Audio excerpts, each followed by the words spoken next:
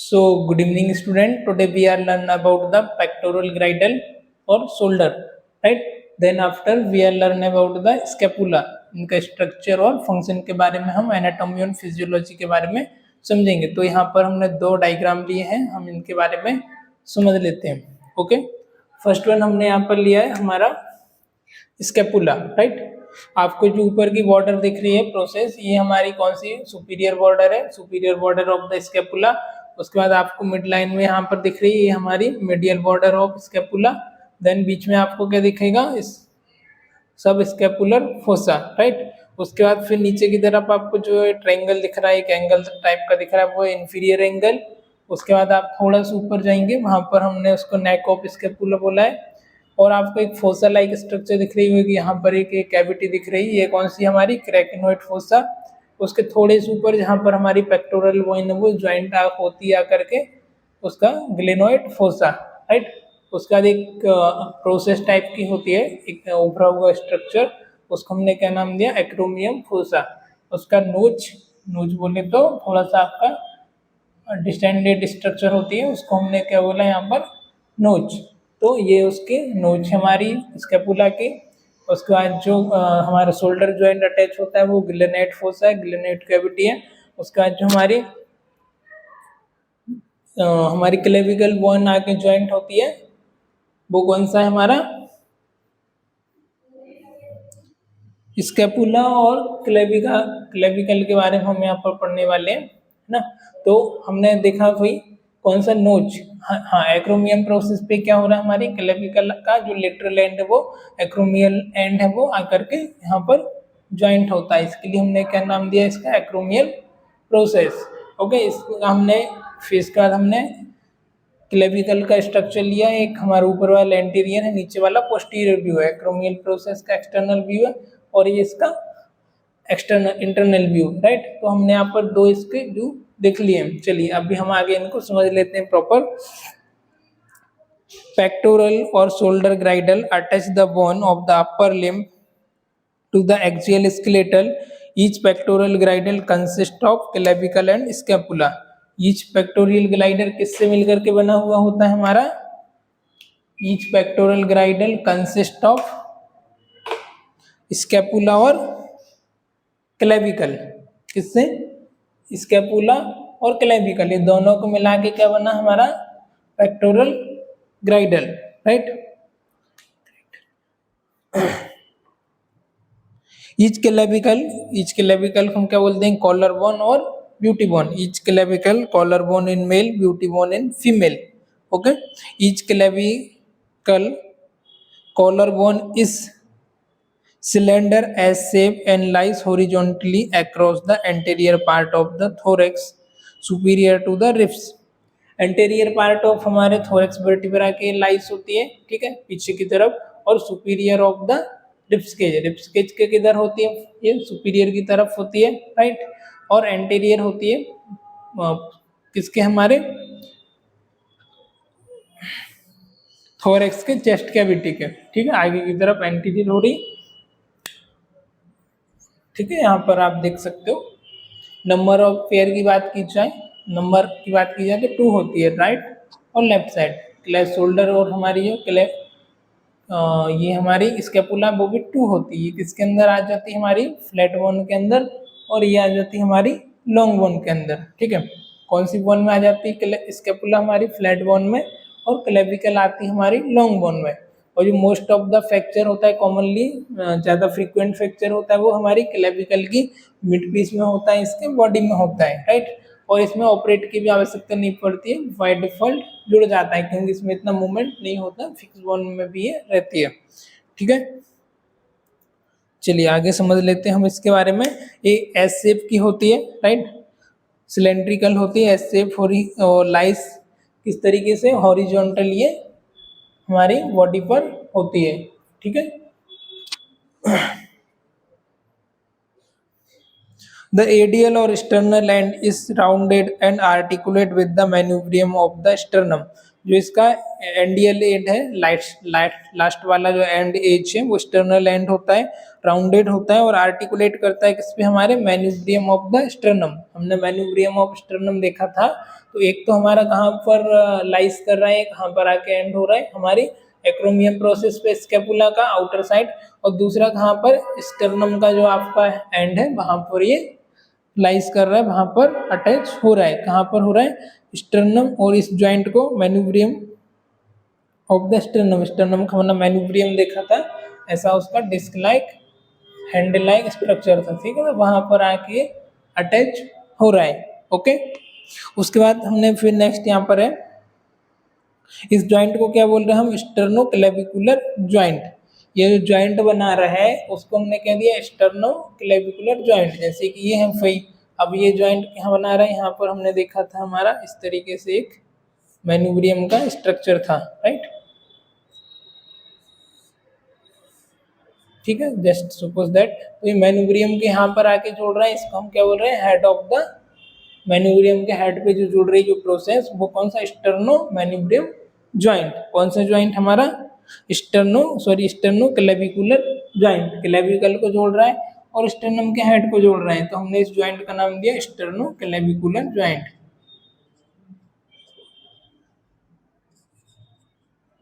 Hope you understand. Okay, फिर next आता है हमारा conoid. Conoid ligament attach clavicle scapula attach the conoid tubercle. Conoid ligament होते हैं वो अटैच होते हैं किससे, हमारी कैनोइड ट्यूबरकल होती है उसके साथ ही अटैच होते हैं।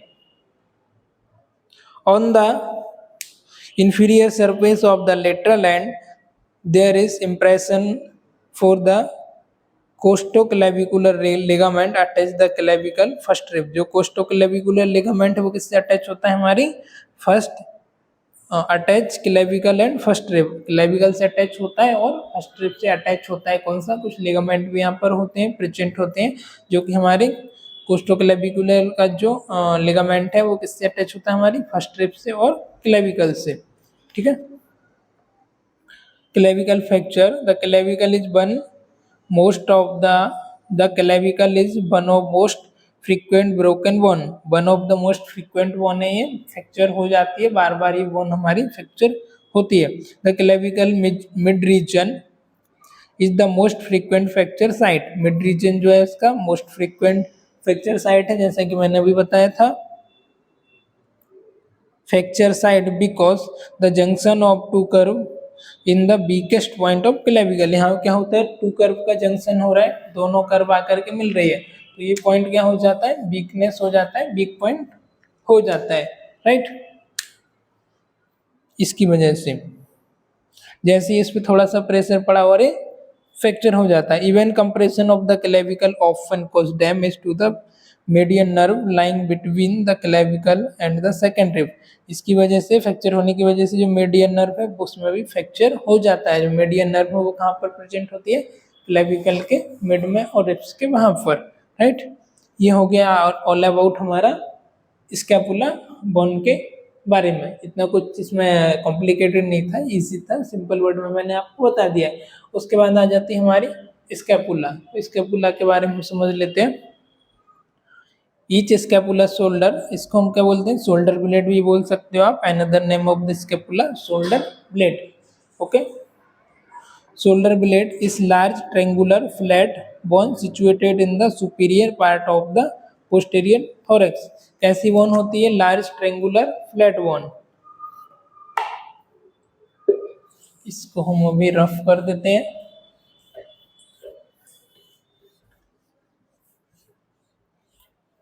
कैसी बोन होती है स्टूडेंट, फ्लैट बोन आती है, लार्ज है और ट्रायंगुलर। ओके, क्या डिस्क्रिप्शन लिखना है आपको,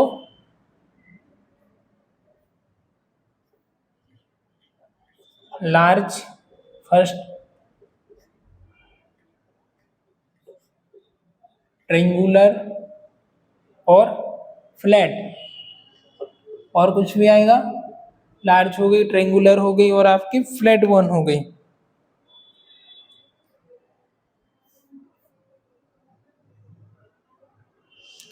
it is large flat and triangular one situated, अभी सिचुएटेड कहाँ होती है, situated in the superior part of the posterior thorax, कहाँ पर सिचुएटेड होती है, superior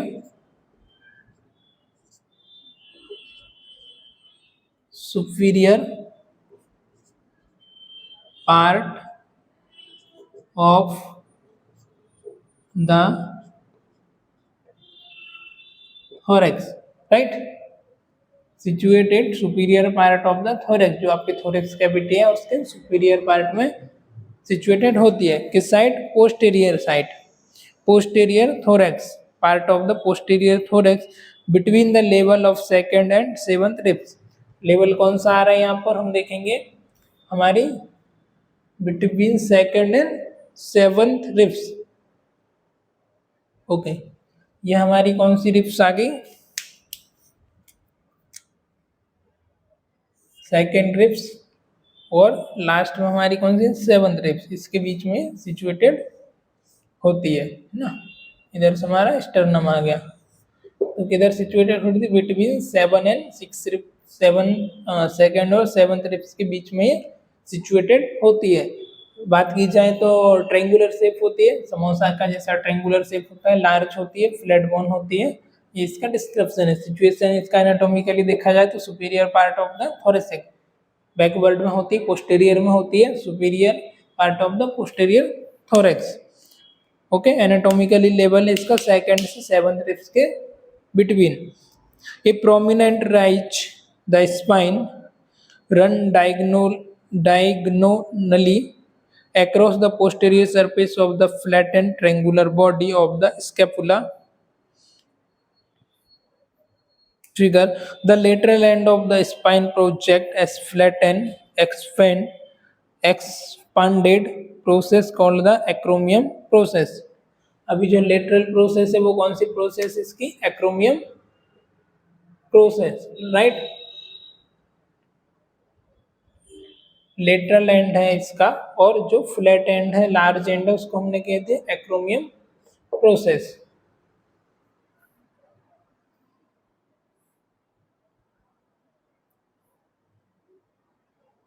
एक्रोमियम process the high point of the shoulder, इसका अनदर नेम क्या है,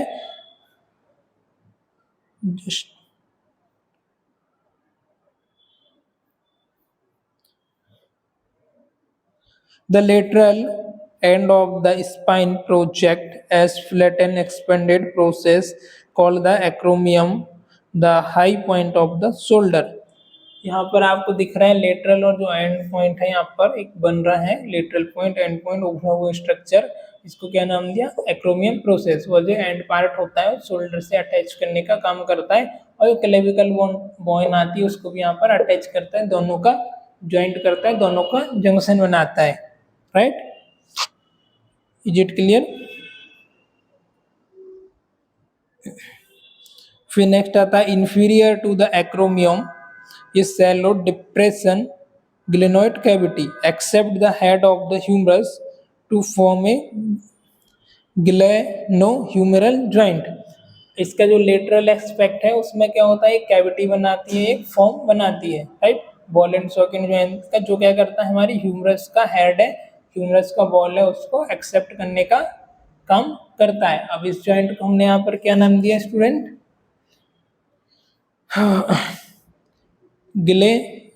ग्लेनोह्यूमेरल जॉइंट।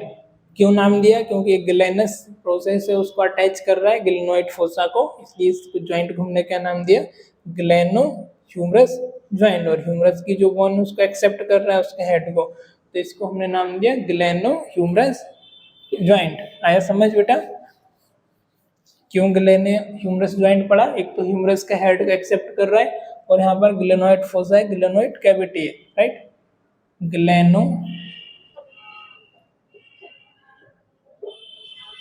ह्यूमरस जॉइंट, क्लियर है। फिर नेक्स्ट आता है the medial thin vertebral edge, medial edge thin है but the medial thin vertebral edge end lateral thick, जो medial end है वो कौन सा है, वर्टिब्रल एज या थिन एज। मीडियल वाला कौन सा है? वर्टिब्रल थिन एज, क्योंकि इधर हमारी वर्टिब्रा होती है, इसके लिए इसका नाम क्या दिया? Thin vertebral edge. लेटरल जो एज होता है वो कैसा होता है? थिक होता है थोड़ा सा, एक्सिलरी एज, राइट, क्योंकि ये एक्सिला की तरफ होता है, हमारा आर्मपिट हो गया एक्सिला, तो ये थोड़ा सा मोटा होता है, ठीक है। ये एंड को हमने क्या बोला? एक्सिलरी एंड, और ये एंड जो होता है वर्टिब्रल, ये थोड़ा सा थिक होता है, इसको हमने वर्टिब्रल एंड बोल दिया, और इधर एक्सिला आता है तो इसको एक्सिलरी एंड बोल दिया, है ना, सिंपल सा है। Border of the scapula join at the inferior angle, border of scapula join at the inferior angle, जो उसकी ज्वाइंट दोनों की जो बॉर्डर है वो ज्वाइंट करती है, एक जगह आकर के मिलती है, इस जगह को हमने क्या बोल दिया? Inferior angle. आ रहा है बेटा समझ? ऊपर की जो दोनों एंगल है, दोनों वो एक जगह के आगे जोड़ रहे हैं, उस ज्वाइंट को हमने क्या बोल दिया? Inferior angle. ओके,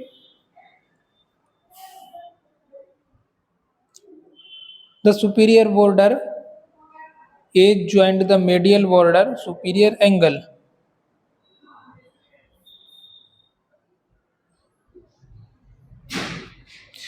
अभी अब क्या कर रहे हैं? जो दोनों को ज्वाइंट कर रहा है सुपीरियर की तरफ, उस एंगल को हमने क्या नाम दिया? सुपीरियर एंगल, ठीक है। ये दोनों को ज्वाइंट कर रहा है ऊपर की तरफ, उसको सुपीरियर एंगल, नीचे वाला एंगल हो गया उसको inferior angle. Okay, the scapular notch is prominent indentation along the superior border through which the suprascapular nerve, the superior border edge, sorry, the scapular notch is prominent indentation along the superior border through the which supraclavicular nerve passes। एक superior नोच होता है, यहाँ से हमारी सुप्रा nerve भी पास होती है, सुप्राक्लेविकुलर नर्व और क्लेविकल आकर के ज्वाइंट होती है, एक नोच प्रोमिनेंट एरिया बनाता है, इसको हमने क्या नाम दिया यहाँ पर? नोच। ओके,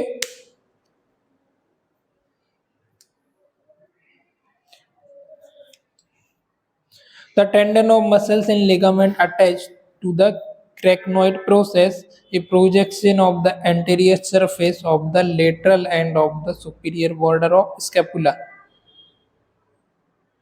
एक प्रोसेस आती है किधर? लेटरल एंड की तरफ, आर्मपिट की तरफ एक प्रोसेस बनती है, उसको हमने क्या नाम दिया? क्रेकनोइड प्रोसेस, है ना। क्रेकनोइड प्रोसेस में क्या होता है? Projection of the anterior surface and lateral end of the superior border of scapula. Tendon of shoulder muscle supra and infra spinatus attach, इससे क्या होता है? हमारा सुप्रा स्पाइनेसिस फोसा अटैच होती है और टेंडन इससे अटैच होता है। And the infra spinous fossa, infra spinous fossa, हमने स्पाइनस फोसा देखी थी कैविटी, तो एक तो सुपीरियर को अटैच करता है और एक इंफीरियर को। ओके, दोनों को ये अटैच करने का, दोनों को ज्वाइंट करने का काम करता है। और यहाँ पर जो टेंडोन आके मिलते हैं और मसल्स मिलती हैं, वो कौन सी मसल्स? हमारी शोल्डर मसल्स और supra and infra spinatus, right. The posterior surface of superior and inferior spine, inferior जो स्पाइन हमारी उसकी ये क्या होती है? हमारी posterior and superior and inferior spine. Slightly hollowed out area the anterior surface of supra the anterior space of subclavicular fossa also provide attach to the tendon muscles of shoulder। ये क्या दूसरा वर्क इसका होता है? यहाँ पर muscles और हमारे टेंडन्स को अटैच करने के लिए स्पेस प्रोवाइड करती है, हमारे टेंडन और मसल्स को भी अटैच करने का काम करती है ये वाली हमारी फोसा। ओके, ये देखो बुक में है ना, पेज नंबर है इसका 118, आप बुक में चेक कर सकते हो और गूगल पर भी इमेज सर्च कर सकते हो, अच्छा आपको 3D इमेज मिल जाएगा, ठीक है।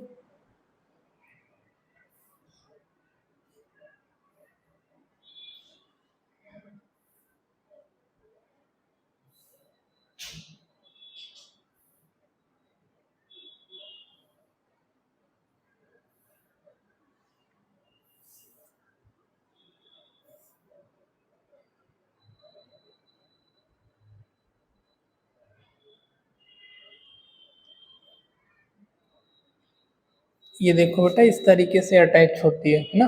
आप देख रहे होंगे इधर आपको शोल्डर जॉइंट दिख रहा है, एक्रोमियम प्रोसेस दिख रहा है, ये देखो है ना। इसको क्या बोला हमने, जस्ट मिनट,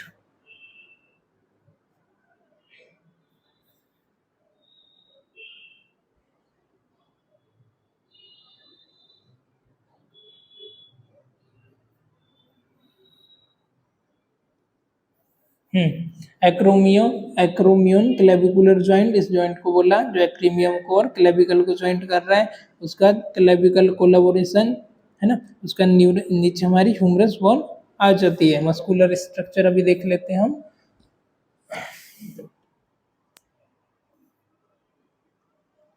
स्कैपुला,